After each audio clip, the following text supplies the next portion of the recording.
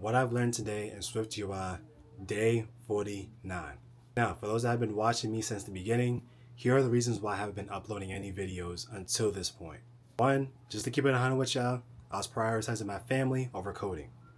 Like, that's just it. Two, I've been working on my personal branding, especially in tech. I mean, you see the t-shirt, I was just at Google last week, and I gotta say, I learned so much about myself, how to network, and what do I need to do to take it to the next level? Because why am I doing all this for, right? I'm not just trying to become a great engineer, but how can I become an engineer that's really a great representation of myself, but people within the community?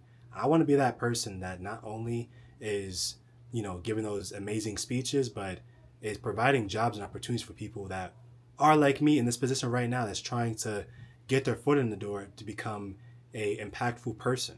And three, there's this one issue with my laptop where for some reason I got this error saying that there are too many devices registered on my Xcode account. I'm like, how do I fix this? No matter what I did, nothing was working. I'm just like, how am I going to do these assignments if I can't even run it on my phone? Because there are certain functions and features while building an app that you have to use your phone with. You can't use a simulator. So I'm just like, what am I going to do now?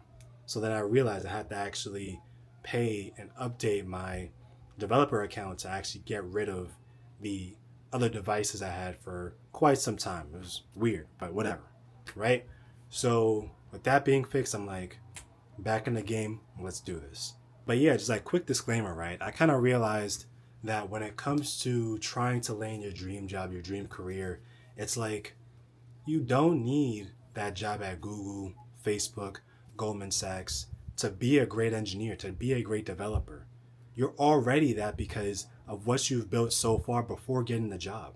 I don't need those fancy jobs to be an engineer. I'm already doing that right now. And I gotta say, I love it. It's challenging, but the main reason why I want to work for these companies is just to see what's it like on a larger scale. But yeah, for those that are becoming engineers or that is on this journey with me, doing whatever you gotta do, just know you are a great engineer, you are a great developer, you are a great designer because you're already doing that said thing.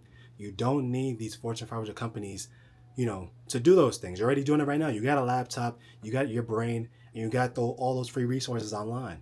Appreciate how you've come so far in the game, whether if it's like your first day, your 5th day, your 49th day, or your 1000th day.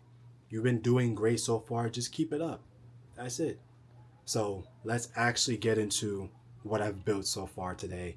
And I gotta say, it's pretty interesting. So today I learned how to build haptic effects in SwiftUI.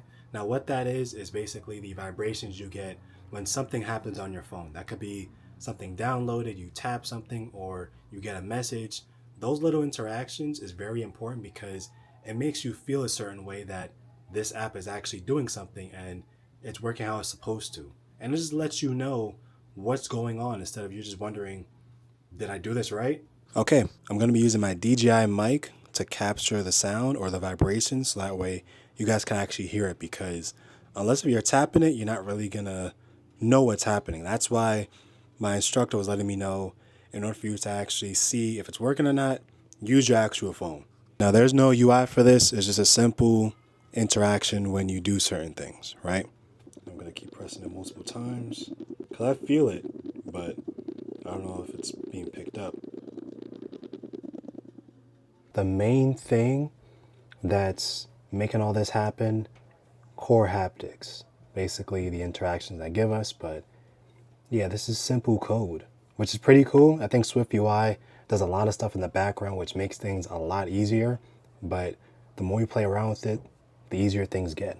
But place where I did a lot of, customization to how I make the vibrations go for a long period of time instead of just one tap is like right here. So it's like I could create the intensity, make it slow down, speed up, do a whole lot of things with the vibrations and all.